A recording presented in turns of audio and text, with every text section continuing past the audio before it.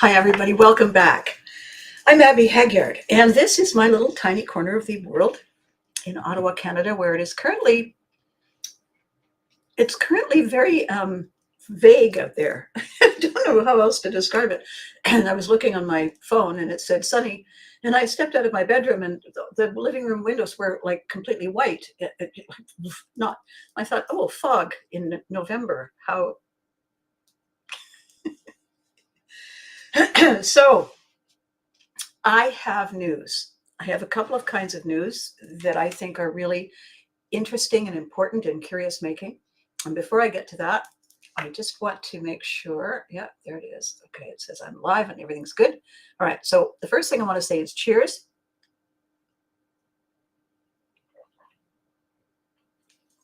And then what I want to say on the 20th of November, 2025, is that on the 20th of July this year, 2025, so July, August, September, October, November, I made a decision that I would be, good morning, Maggie, good morning.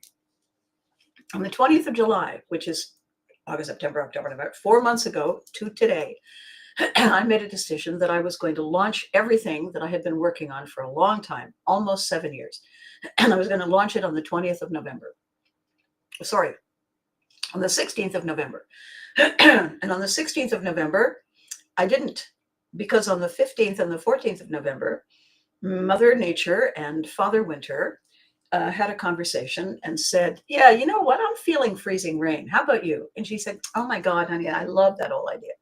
And so all of my beautiful, brave, and boy, are they brave, veterans who have found a way to manage their very, very serious after effects of trauma in their jobs, their careers, their lives, by working together with teams of people who train service dogs to alert to the chemical shift in our body that takes place right before a traumatic episode.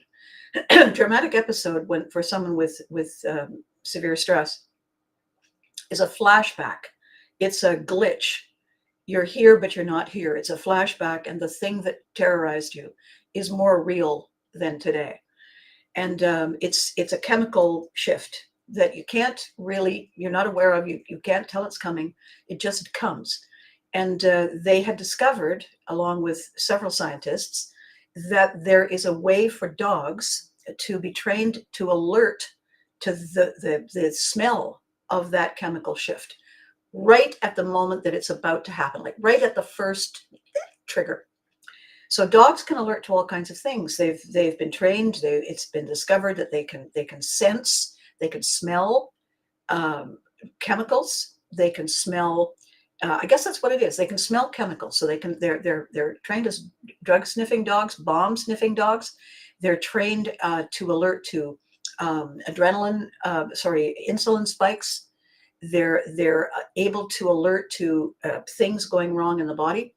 So what they basically do is they train the dogs to not alert to those other things, to click those little buttons to off, and just keep the button to whatever this chemical shift is for a traumatic episode. And how powerful it is. As long as the dog is near you and better touching you, they can sense it. And when they put their paw on you,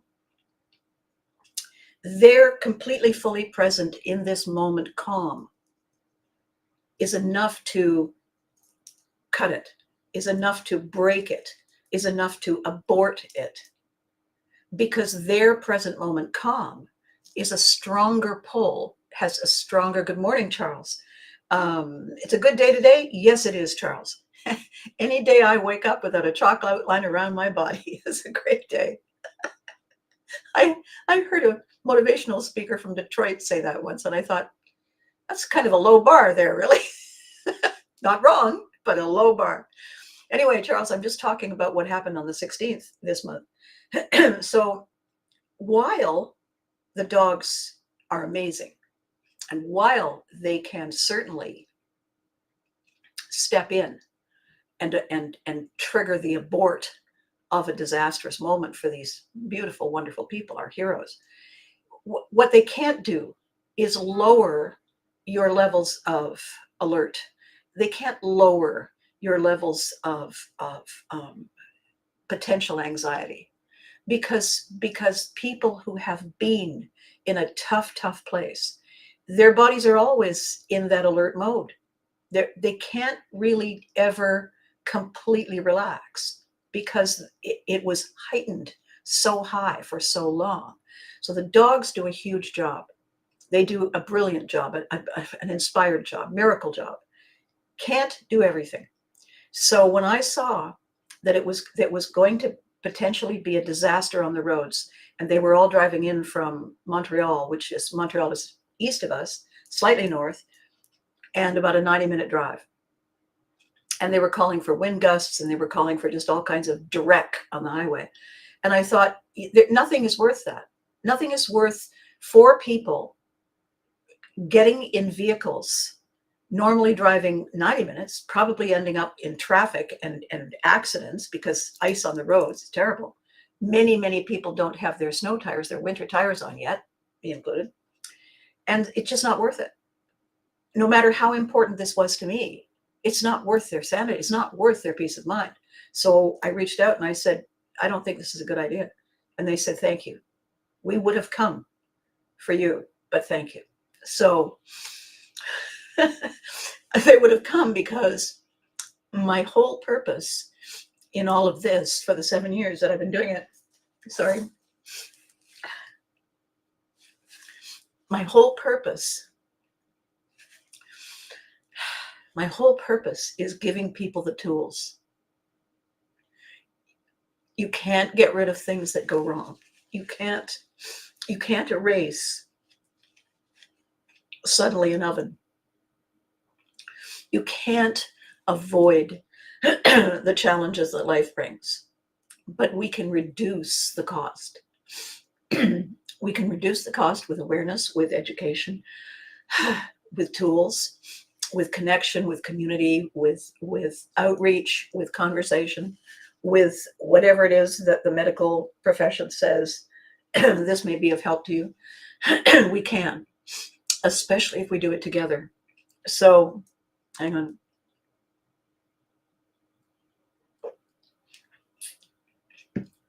My intention is to help make stuff better, not accidentally make things worse. I don't recall signing up for working at the Department of Unintended Outcomes. So it was a crushing disappointment. It was a disappointment for me because I had 2 other things that were going to go on at the same time, and couldn't do it. So we'll do it again. We'll do it again when the weather cooperates, and we'll do it again when everything is right. We'll do it again when we have all the ducks all facing the way they're supposed to face. So this week, my brave and valiant team, Gary, of course, and Greg, who flew up from Ohio, the number of airplane connections Greg has to make and the downtime in between, for better or for worse, exactly, Charles. Greg inevitably spends about 11 hours from the time he leaves his home in Ohio to the time he arrives where I am in Ottawa, given the different transport modes and the downtime in between. And so he braved the 11-hour this way and the 11-hour that way for no event. However, we did spend 2 full, intensive strategy days that came very close to giving me full-on burnout. I had a meltdown yesterday.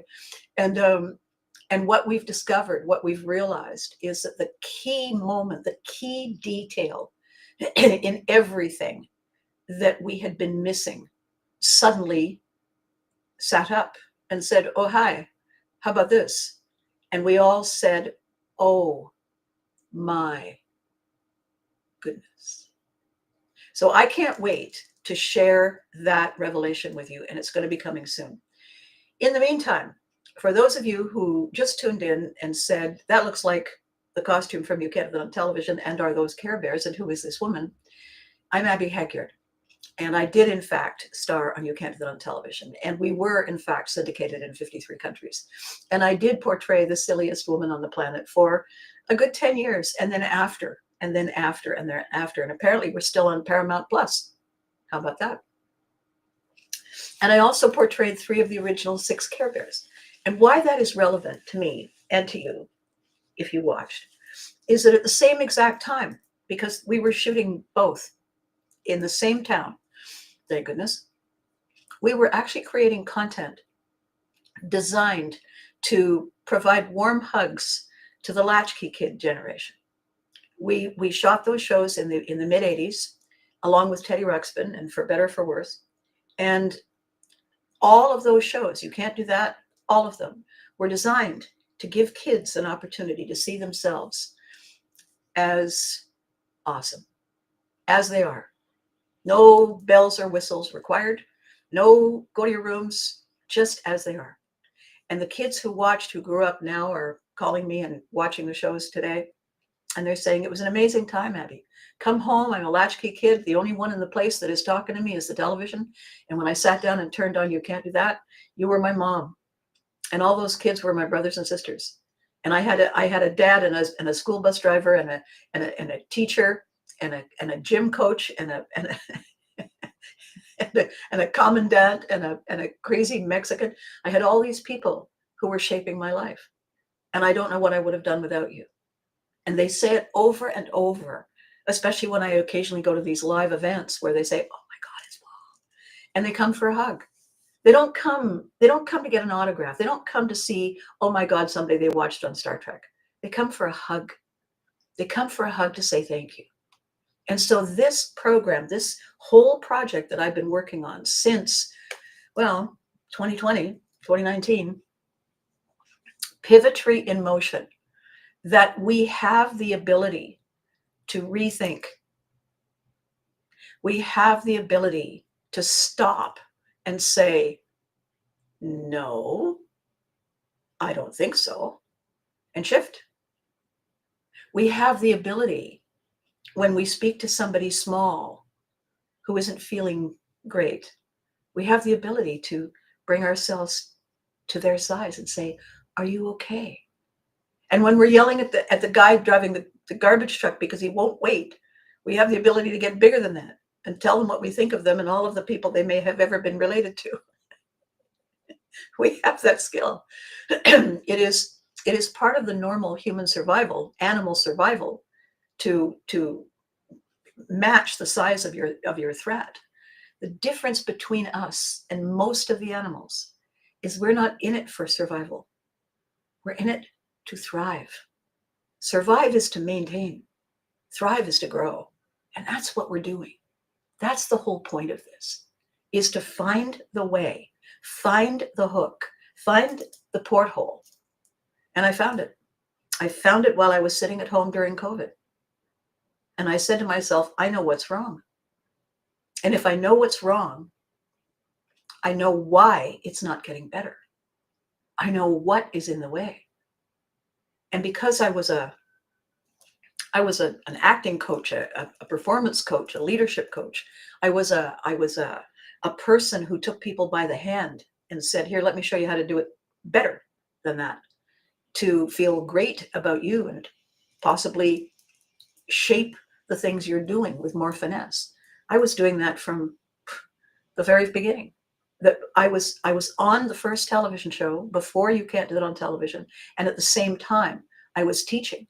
I was teaching at broadcasting colleges, and I was teaching at universities. And what I was teaching was communications, not communications as in how to talk, but communications as in how to engage, how to connect, and how to transform so that it works, it lasts, it builds something of substance.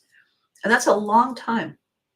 When the bottom fell out of let's perform this and let's shoot that and let's record the other, because it does in show business, it's busy, busy, busy not. I became a publisher. I started ghostwriting books for people and editing books for people and writing books for people. I have 72 books under my belt as a publisher. This year is my 20th anniversary. It was one of the things I was going to quietly celebrate on Sunday, one of three. And it doesn't matter, because I will celebrate my 21st. I will celebrate my coming of age year.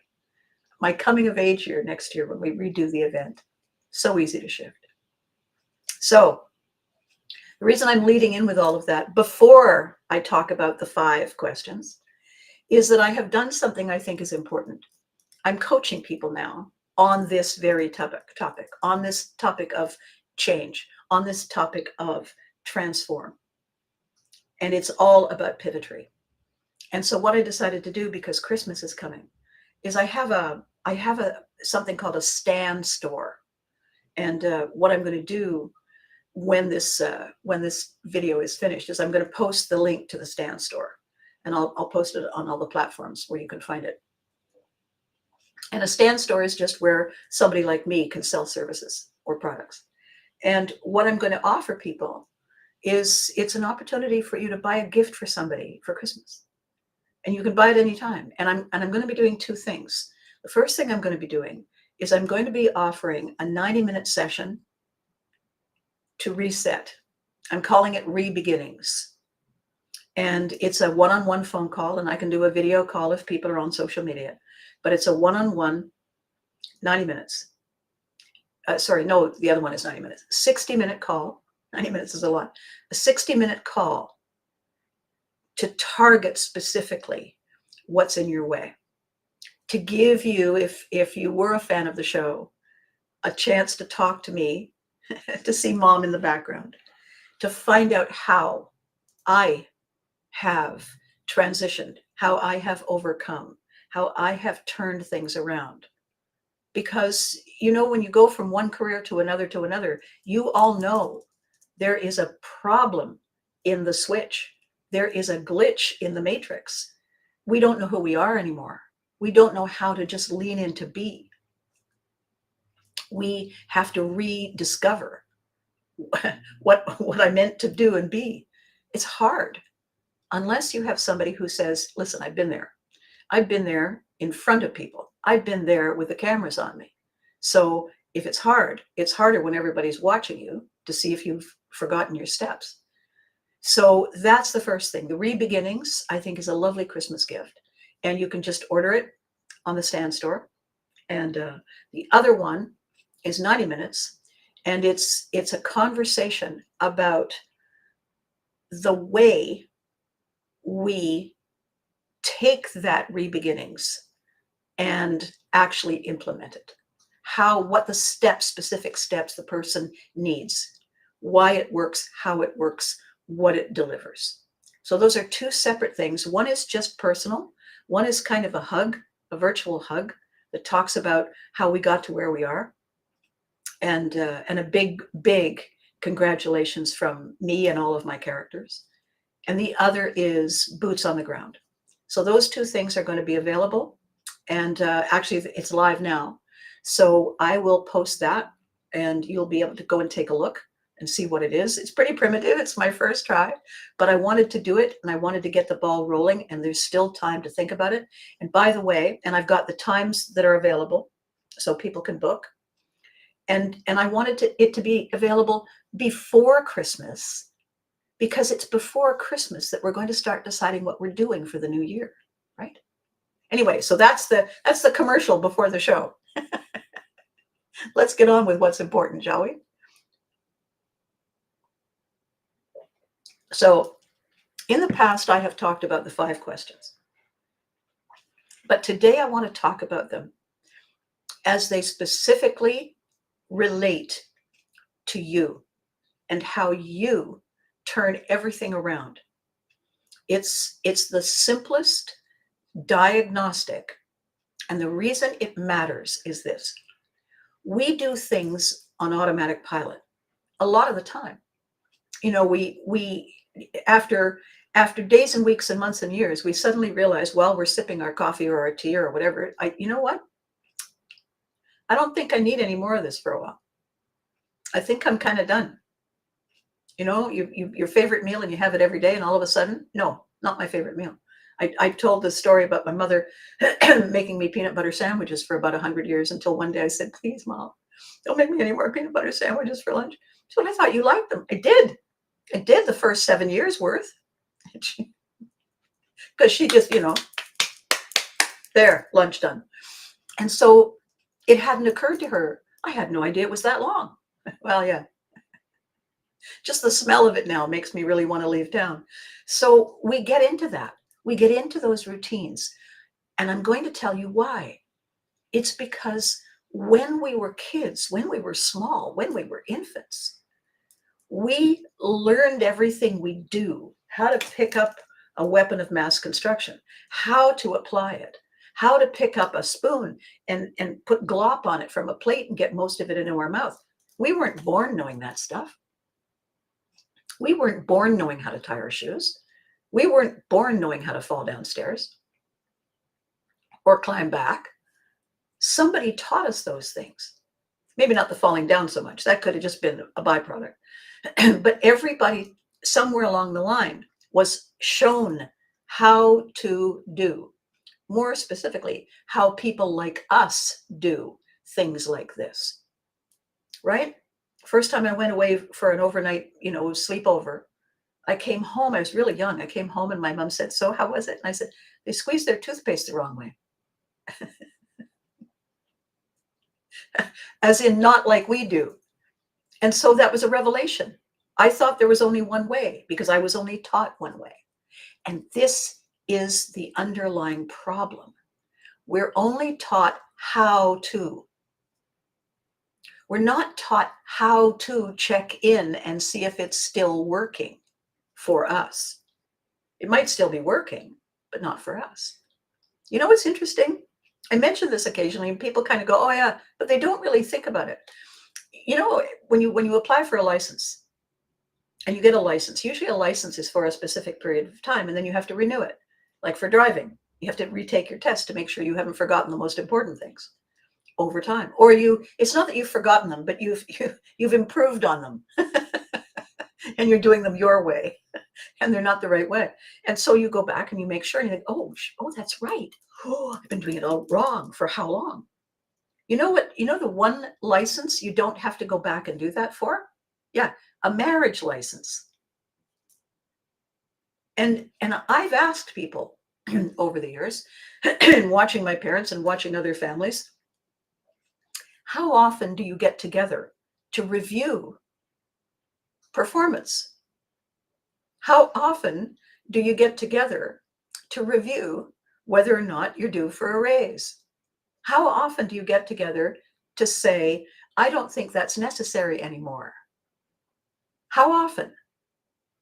And I have never had anybody say once a month, every 3 months, half a year, on our anniversary. We essentially, on our anniversary, reset what the original intention was. We do it every year. I've met people who do it every year. I have not met people who conscientiously check in with each other.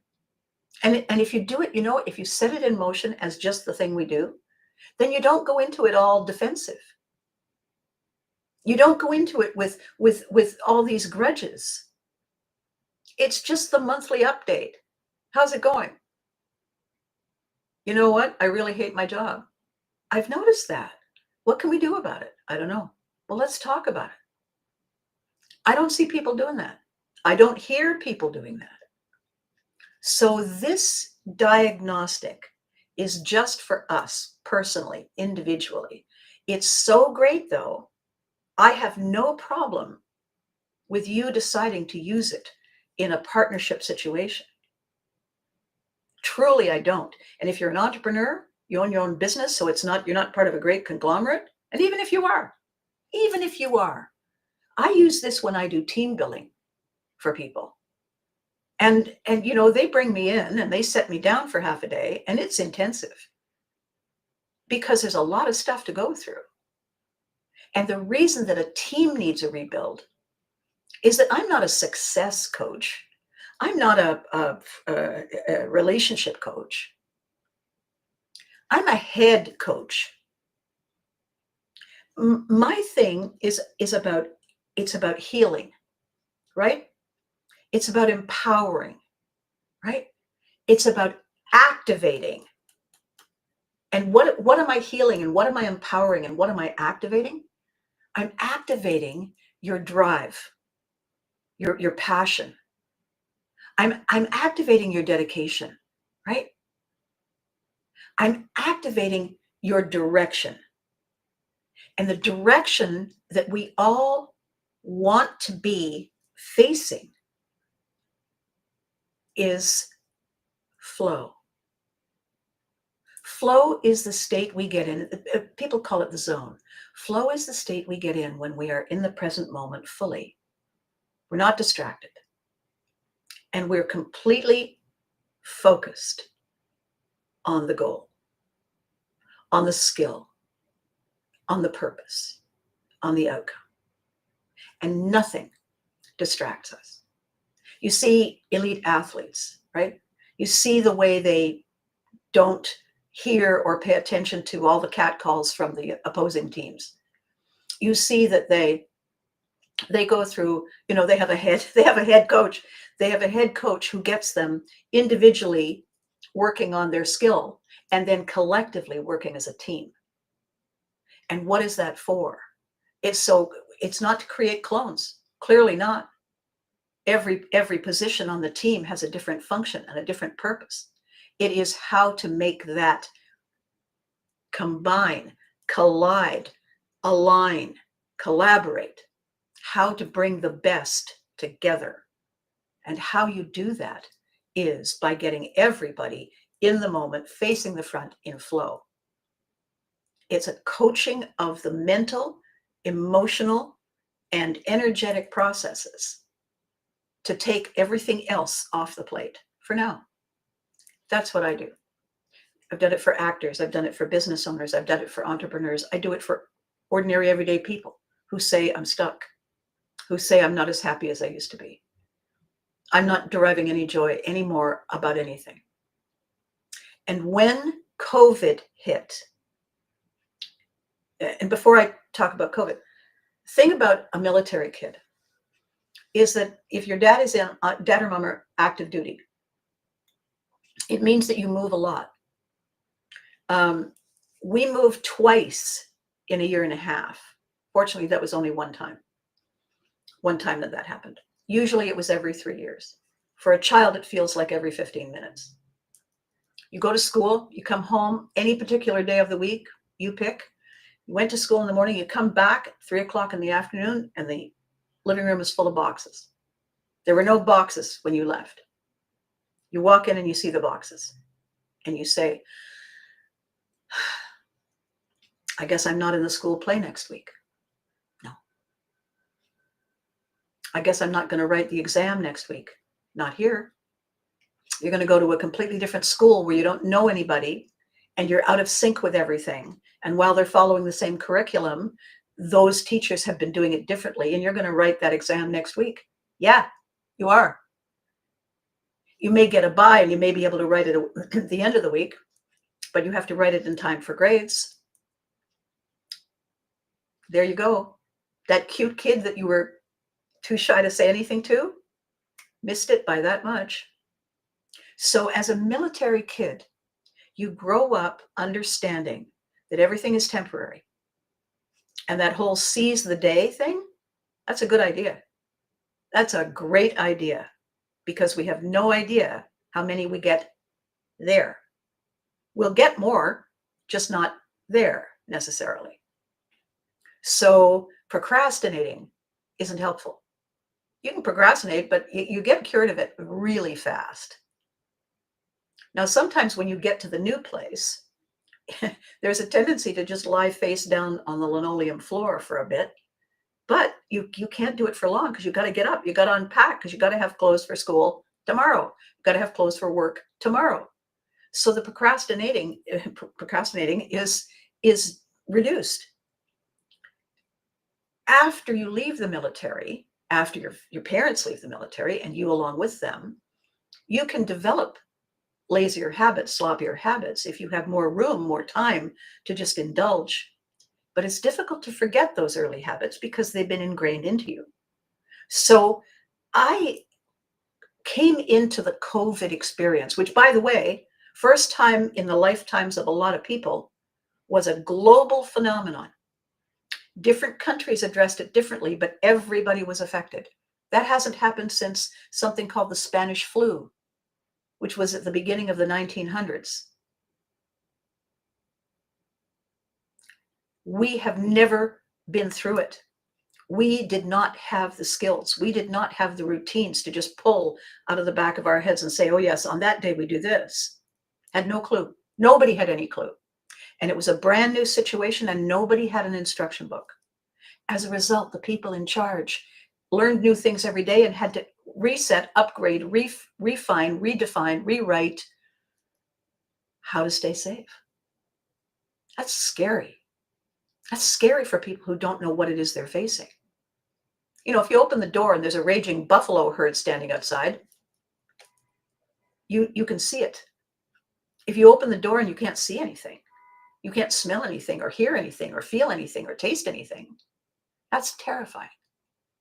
And if you had ever had a trauma before, welcome back. Let's just put that trauma on top, kind of like icing on the untreated cake. It's not that it was scary. It's not that it left us uncertain. It's not that it left us not knowing what to do. It lasted for 3+ years. 3+ years. And I know a thing because I've been working with scientists and I've been talking to therapists specializing in post-traumatic stress for quite some time now, in Canada and the United States, and then with my beautiful veterans. And I know something that people haven't thought of. And it's part of the work that we are launching. We were launching on the 16th. And that is why we all feel the way we feel now. What has happened to us that no one has noticed, no one has seen, no one has caught, no one has thought about a response to, help for, conversations to normalize, to give us our sense of ourselves back. It's real, and I've discovered it, and it's unbelievably important.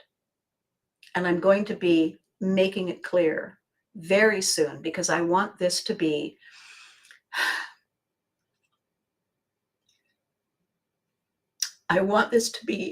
our gift. Sorry.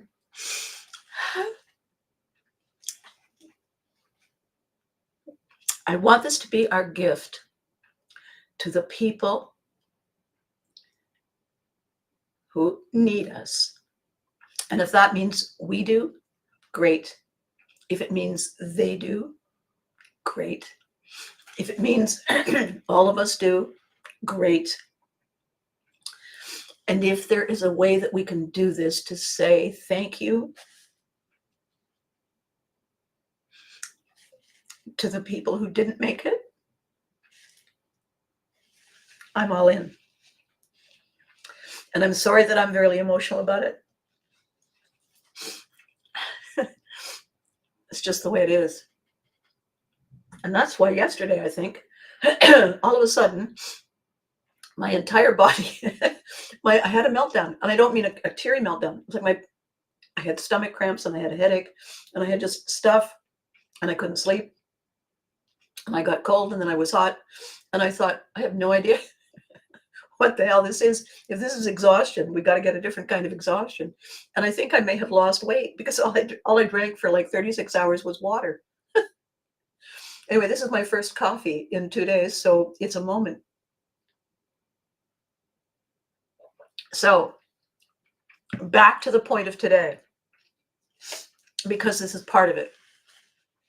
I know that you know that when I ramble on like this, that I'm circling around to sneak up on the thing I'm here to talk about.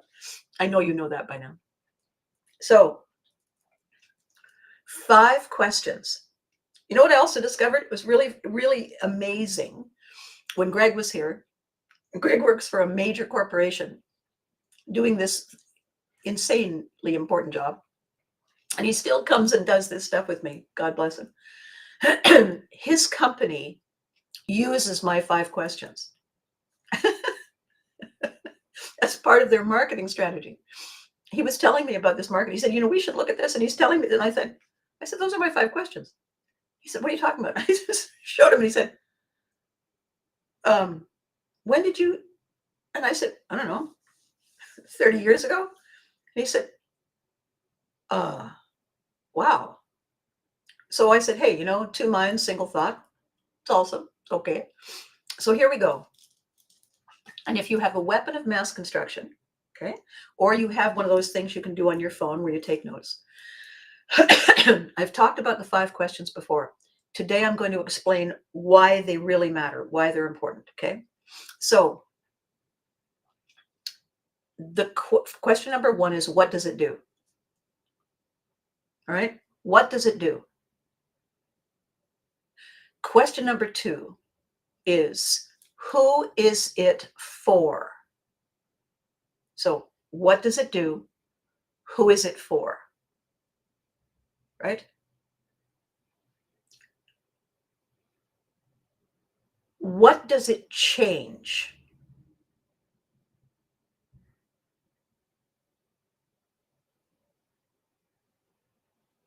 Third question, why do they care? So what does it do? Who is it for? What does it change? Why do they care? Right? And the 5th question is, what's in it for me? What does it do? Who is it for? What does it change? Why do they care? What's in it for me? Now, I'm going to explain why this matters. If we're going to do something different, that's a great diagnostic, because we very seldom ask, why am I investing my time and my energy in this? What does it return? If I put in an hour, what do I get back? If I'm doing something different, again, if I'm going to invest the time, how does it make a difference to change it, to go through the effort of changing? How does it make a difference? What does it do? Who is it for? What does it change? Why do they care? What's in it for me? How does it make a difference? Because there is an effort involved in change, right? It upsets all the status quo. And the third, so if it's normal or it's different, okay? And then the third thing that it addresses is, am I doing this on purpose?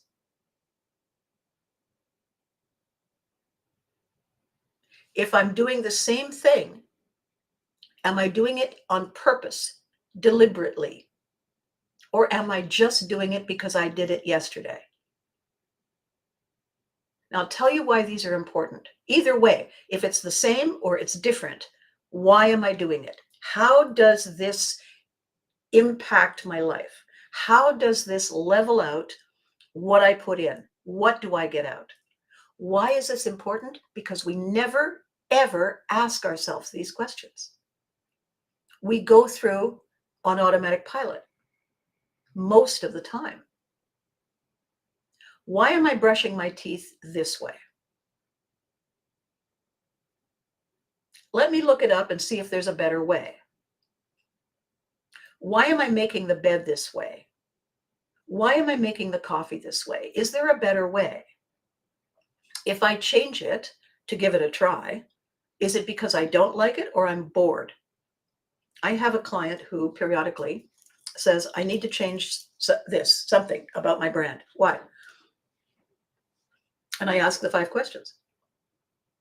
And at some point in one of those questions, the answer is, I guess I'm just bored. Okay, you don't change the message you're giving the world because the world doesn't like change. You know, if you shift a Monday night football to Thursday afternoon, you made a mistake, because it's called Monday Night Football for a reason, and people get together for Monday Night Football.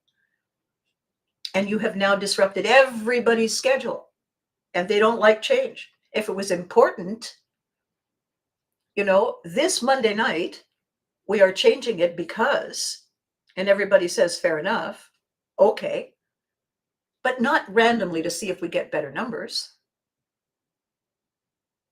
because you're going to lose numbers, guaranteed. There are TV shows that were hitting it hard, doing well, all kinds of ratings, decided to switch it to a slow night for that network, and they killed the show because people already had something they were watching on the other night. So every time you look at those 5 questions, how are they going to change you? I'm going to tell you how they're going to change you. Are you ready?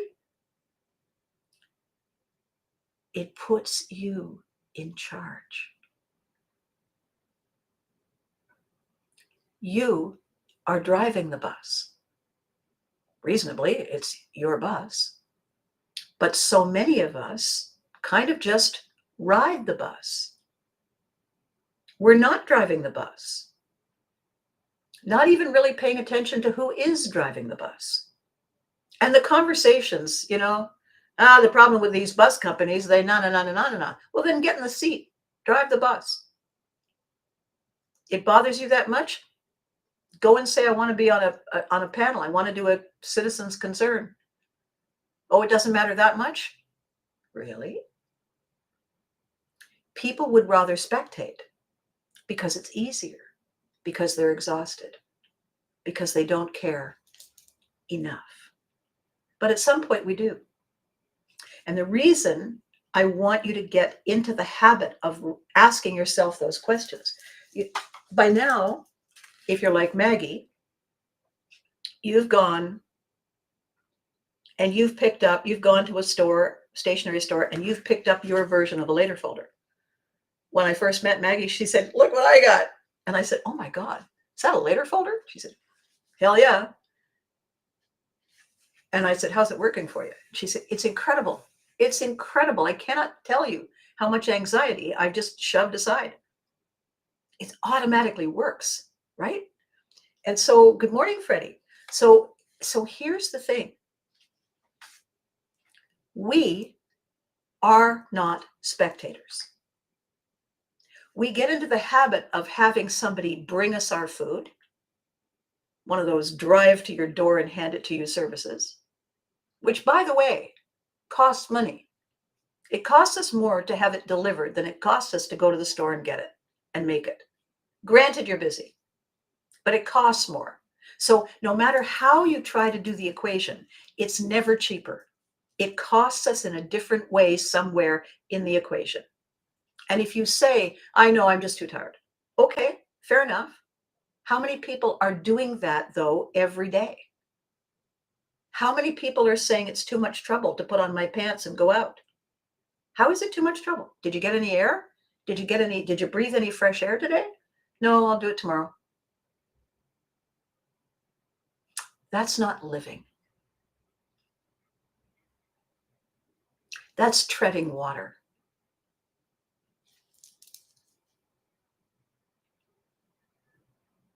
And that's not growing.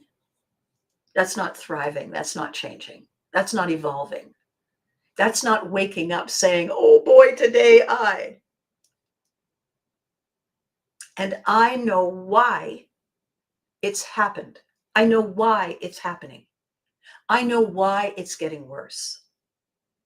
So what I'm saying to you today, before I launch, before I announce, before I reveal what the thing is, and everybody goes, of course. And I swear, it's what you're going to say. You're going to go blink.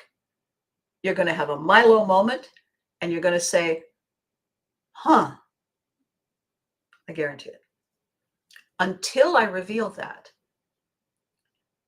we need, want, deserve to get our skills back, to keep sharp.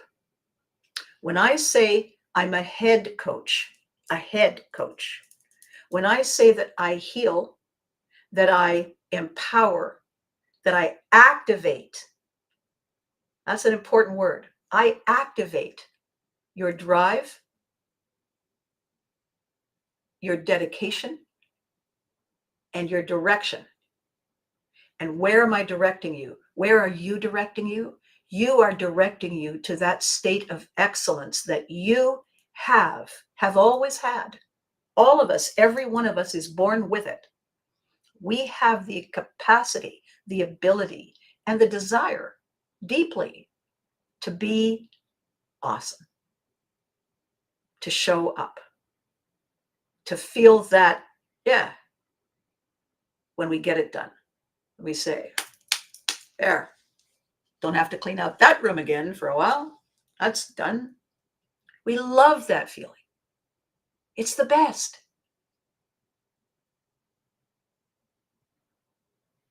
And it's tragic that we are doing it less and less and less.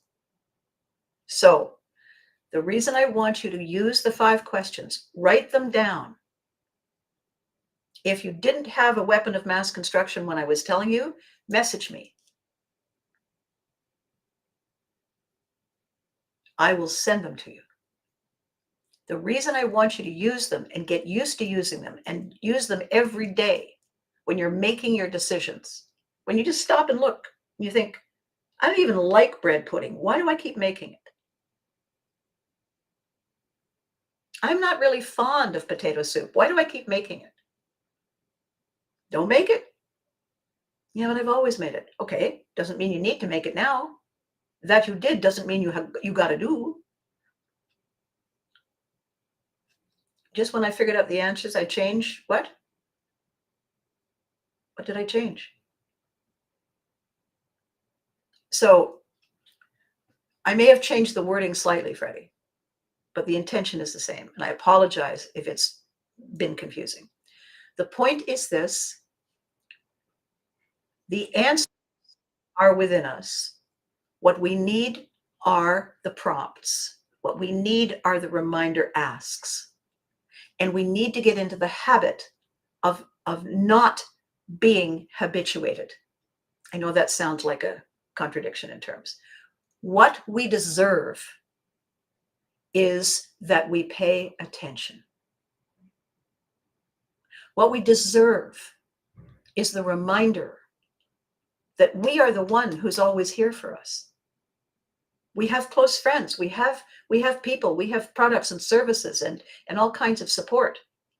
But the only person who is with us 24/7 is us, the little inner child saying, hey, hey, hey, we deserve the best we have. It doesn't mean we got to put on a magic cape and become a superhero. It simply means that we have to show up and be careful, be meticulous. Do I like this? I may have loved it. Do I like it anymore? Not so much. Okay. Bing. You have permission to change. Relationships. We have all gone through phases where someone was our best, closest friend.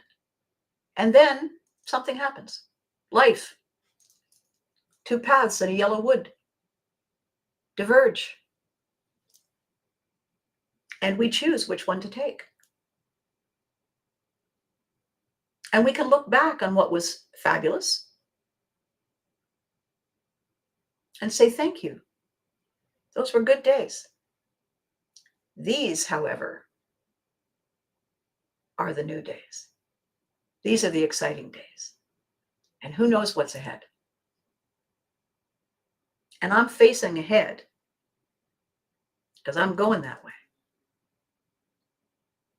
So how these 5 questions can change your life completely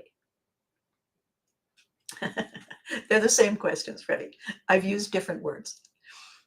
What we're looking at is an opportunity to see the ways in which our actions affect us, the ways in which our decisions that have become automatic no longer serve us, and the ways in which the origin story from long, long ago may no longer serve us either. We're allowed to change. We're allowed to grow. That's the whole point. It's why we're here. So I want to love you and leave you with 3 things. The first one is about these questions. I guarantee you, if you write them down and you use them every day, when you're about to make a decision, when you're about to do something that you just automatically do, and you say to yourself, why am I wearing brown socks? What? All I have is brown socks or black socks. What if I feel like different socks? Maybe I'll buy myself different socks for Christmas. Maybe that would be fun. What does that do? Well, it wakes me up. Who is it for? Me. And everybody else will say, hey, is those new socks? What does it change? It changes my perception. It reminds me that I'm allowed to change and I'm capable of change. You see what I'm saying? When you go through the questions and you ask yourself why you're doing a thing, it doesn't take long. What it does is it reminds you, who's with you all the time? You are. You deserve to be considered rather than just the recipient of a habit. And when you make yourself feel special, you are. Every night when I go to bed, I give myself 5 minutes to just enjoy the sensation of my head on the pillow, my sheets on the bed, the weight of the comforter, the things that I've put in my room that I carefully handpicked because they made me smile. I give myself 5 minutes and I'm grateful and I appreciate every single one of them because they were chosen to celebrate my arrival. I went through a chapter of life that was a challenge in every way. And it was a big chapter. And I came out the other side, ready to celebrate the new. And so I remind myself every night before I go to sleep. And in the morning when I wake up and I turn off the alarm clock and I say, I made it. I'm here. Let's do this. No matter how I'm feeling. When I woke up Wednesday and I thought I'd been invaded by something ghastly, I thought, I made it. Now let's take this thing on and get rid of it. It was exhausting. But I'm here. And so are you. And as I always do at the end of these videos, I thank you because these videos wouldn't do anything if you weren't watching, if you weren't part of it. Because without you, it's a rehearsal. Rehearsals are good, but the show is great. Right? So thank you. And as I said, I will be posting the Stan Store link. Check it out. See what I've got. And I will be revealing my big surprise very soon. And I think you're going to be excited. Okay? So you know how the drill is. Be good to you. You deserve it. And remember to hug your loved ones.